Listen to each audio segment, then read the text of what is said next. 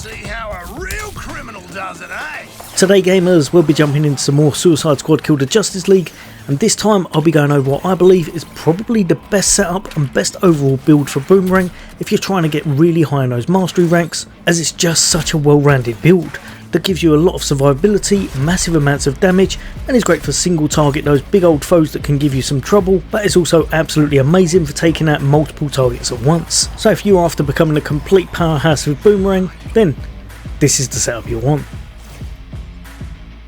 So first off, you're going to have no holds barred. It's going to be a shotgun, and it's going to be part of the tier 2 Bane set. Remember, whenever you can get these in the master versions, they're going to deal more damage, so it's definitely worth looking out for those. Unfortunately, I've only got 1 or 2 for Boomerang, as they seem to be falling for all of the other teammates. This one, as with all of the Bane weapons, when you successfully critical reload, you're going to give yourself a stack of frenzy. Once you've done this 3 times without missing any, it's going to create a wave of venom that will frenzy all targets within 20 meters.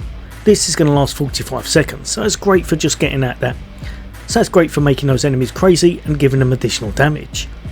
The modifiers I found best for this was critical hit damage, and then grab yourself some traverse results from critical hits as well.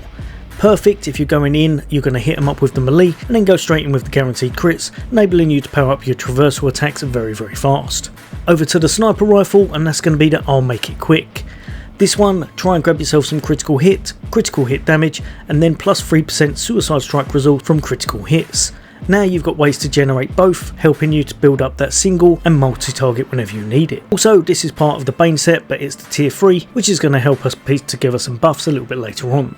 Over to our melee, and we're going to be using 2 Faces Persuader. For this one, you're going to want to put on some extra melee damage, some suicide strike damage as well, which really helps you out for those single targets, and then plus 5% shield regeneration on melee hit. This really keeps you topped up, it gives you extra damage, it's just a great thing to put into your build whenever you need a bit of survivability as well as some additional damage. For its perk, every melee hit on a crazed enemy has a 50% chance to drop either a live grenade, which is exactly what we're after, or grenade ammo, again which works perfectly with this build, because we're trying to make it very well rounded and grenades hit really hard in this game.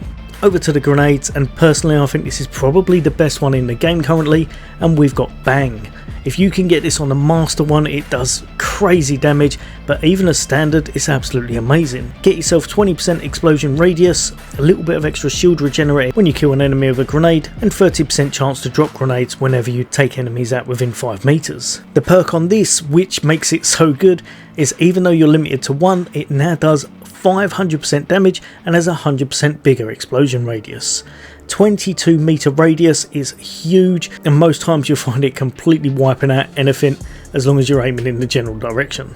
Again, chuck on Venom Frenzy just to make sure you've got a lot of venom going on in your build. The next piece of the Bane set, and that's going to be a tier 3, and it's going to be the Unstoppable Shield. This is going to give you a nice amount of capacity, and also while there are 4 or more crazed enemies within 20 meters of you, you deal 100% more damage and take 50% less damage. Hence why we're putting so much craze into our build. Chuck on some crit chance, some damage reduction which really helps with your survivability, and extra damage while your shield is at 100%, because we've got quite a few things going into the build that allows us to top up whenever we need. For the traversal, we've gone with the Turtle Steel Force Conduit, another amazing piece of gear that you should have on most builds. This one, try to get yourself traversal attack resource generation and 5% shield generated from traversal attack kills, which, like I said earlier, can really help to boost your shield and maintain your survivability. Each second you're standing still whilst you have this on is going to help mitigate damage, and every time you're moving it's going to change the other direction, and instead you're going to dish out more damage, up to 500% if you're constant with this. Just an absolutely outstanding traversal mod overall. Over to Neck Bomb, and we're going to be using the Tolerance, which is another tier 2. For this one, put on extra grenade damage dealt to grunt enemies and grenade damage to brute enemies, as well as damage while shield is at 100%. And for our last piece, you're going to be using your lucky charm, which is going to be Vengeance is Sworn. This is the tier 2 piece that's going to round up our sets of Bane, and you're going to want extra grenade pickup radius, extra grenade drop chance, as well as extra chance to drop grenade ammo on critical kill. And once all this is in place, you're going to have a whole bunch of set bonuses and synergy coming together, and it's really going to help to overall enhance the build. You're going to have the True Face of Fury. Harvesting enemies now has a 100% chance of dropping grenade ammo and also increases the grenade damage by 100%. A lot of fun to see, great for taking out those ads, and we have grenades left, right and centre with this build. As well as that, we've got the Bane's Fury. It's going to give you a huge amount of uplift to your damage because you deal 4% more damage to enemies for each 1% of their health that's missing, as well as when you're giving critical hits to enemies below a certain amount of health, you're going to dish out more damage again, as well as have the chance to make them explode. Bane's Wrath, this we're going with the 3-piece. It's going to give you increased craze duration. The 2-piece is going to give you 1% more damage to an enemy, but the 3-piece is what we're after. When you kill a crazed enemy or an enemy you crazed kills another enemy, you trigger a stack of Bane's Wrath. And this can go all the way up to 10 times, giving you up to 750% extra damage. Overall, this really helps you out. You've got a lot of survivability in your build already, so now we're trying to piece together a little bit of extra damage.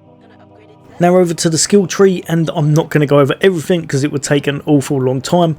Just kind of copy and paste this and look over it whenever you're doing it. But a few that you'll definitely want to note is going to be the shotgunner for our tier 3. This is going to help you to get a little bit of shield harvesting done, as well as the tier 5 close quarters, which again is going to be amazing because it gives you a chance of having another live grenade spawn when you take out enemies within 10 meters of you with a shotgun. Bulletproof, another one I find myself picking up very often. It's going to give you extra 10% shield capacity, all the way up to 50%, and with how hard things actually hit later on those really high tier mastery levels, it's well worth having as much survivability as you possibly can. Going hand in hand with that, we've picked up Brilliance. This is going to give you damage reduction, it's going to give you shield overcharge, and it's going to help you out whenever you're taking on those toughest of foes. If however you think that you're fine and you want to swap it over, chuck on the other one and you'll get yourself a nice bit of additional damage. Over to the Boomerang's tree, and one you're definitely going to want to put on is 3rd times a charm. Hitting 3 enemies with melee generates 15 combo, but it can only happen every 15 seconds. This really helps you out. 15 combo is nothing to sneeze at, and working in conjunction with another skill we've got going on in a minute can mean you get up to 50 almost instantaneous on some occasions. I also found putting on That All You Got really helped out with some of the higher tier masteries, because now they're going to dish out a lot less damage, because when you hit them they're going to deal minus 50% damage for 10 seconds. Then for our tier 10, you're going to want to put on OK Boomer. This is going to give you a nice chunky bit of extra damage to your grenade, as well as your traversal skill, both of which you're going to have very often. For the last tree, one you're definitely going to want to pick up is going to be for your tier 4, and that's going to be Bigger Surprises. This is going to increase the area that you can encompass when you're using your traversal attack by 5 meters. Helps to pick up additional foes, as well as, like I said earlier, grab us some combo. And the reason for that is our tier 7 Circle of Life at 20 times combo and higher. Each enemy hit by Speedster's Surprise now generates 1 additional combo. A lot of fun to see, works hand in hand with this build perfectly, and now we've got combo, damage, survivability, lots of AoE with those grenades, and we can use our traversal and our single target suicide squad very often with our complete setup. For the tier 10, I found chucking on Speedster's Ultimate Surprise work best. That way whenever you pop your ult, you know you can go straight into a traversal attack that's going to dish out additional damage. Lastly, jumping over to the squad skill points, and I found far and away by best, chuck as much as you can into your shield, then try and put a little bit into your damage reduction. You're trying to climb those mastery ranks, so the best thing is to be able to take the damage in order to dish it out and not fall over, and then once you've got those core things in place, you'll be able to move over to the left hand tree and put quite a bit more into your damage. Most times putting it into your weapons or against brutes works absolutely amazing. But yeah, hopefully this helped a few of you guys and girls out. There'll be a lot more content from me on the way. As always, for All Things Gaming, take care. I'll see you on the next day.